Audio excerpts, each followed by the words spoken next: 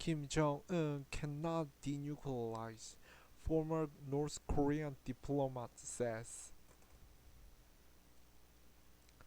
So, South Korea CNN, North Korea's former acting ambassador to Kuwait believes that Kim Jong Un will not give up his nuclear arsenal, but may be willing to negotiate arms reduction for relief from the international sanctions crippling Pyongyang's economy. In his first interview since defecting to the South more than a year ago, Ryu Hyun-woo told CNN that North Korea's nuclear power is directly linked to the stability of the regime, and Kim likely believes nuclear weapons are key to his survival.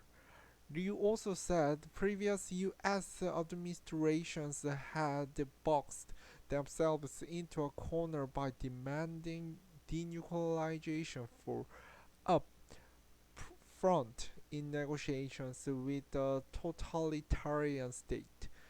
The US can't back down from denuclearization and Kim Jong Un cannot denuclearize, he added.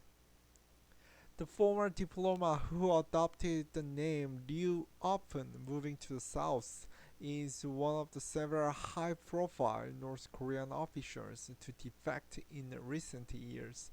The country's top diplomat in Italy fled to South Korea in 2019, and Tae Yong-ho, the former deputy ambassador to the United Kingdom, defected in 2016. Tae has since been elected to South Korea's National Assembly. Liu and his family defected to South Korea in September 2019, but their actions were only made public last week, determined to give their teenage daughter to better life. Liu said he and his wife planned their escape for about a month while living in Kuwait.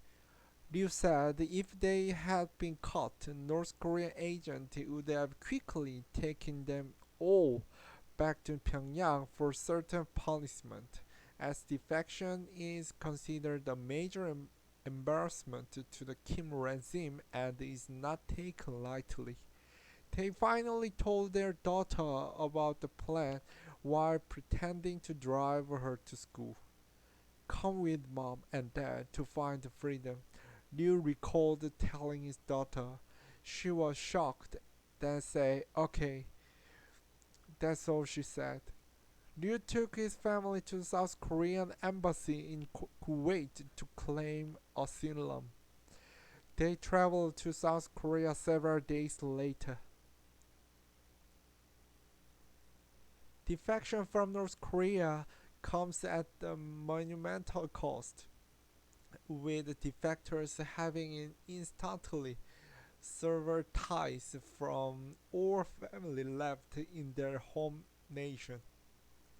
The regime often punishes the nuclear and extended families of defectors to deter people from leaving, Liu said, especially diplomats. Those posted abroad are often forced to leave a child at home as a hostage, ensure their parents do not defect.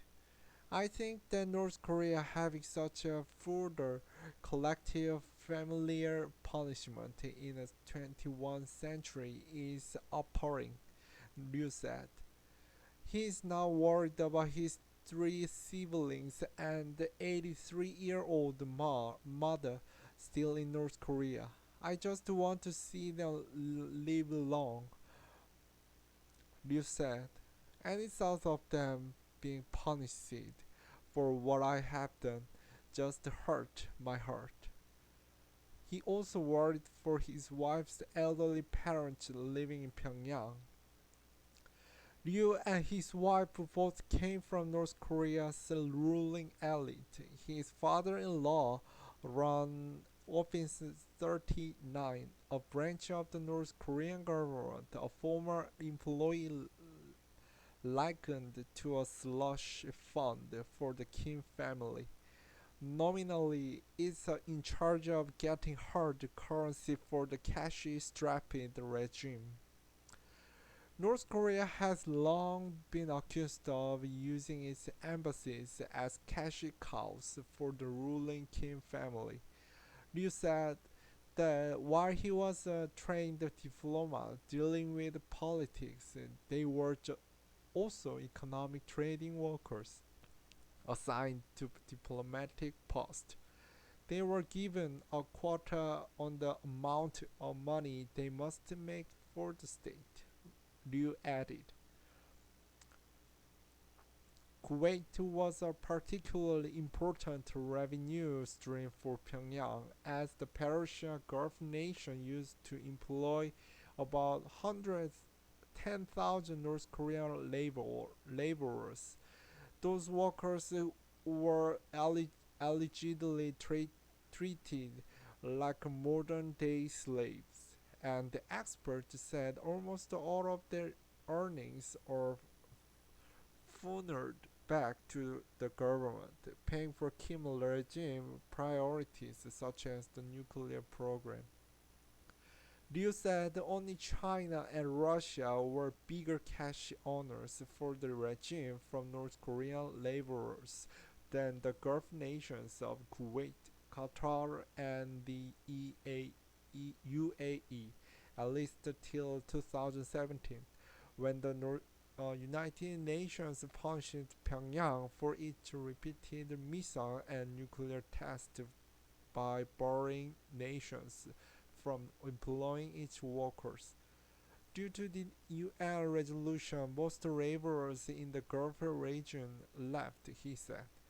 Liu also was posted to Syria, a close ally of North Korea, from 2010 to 2013.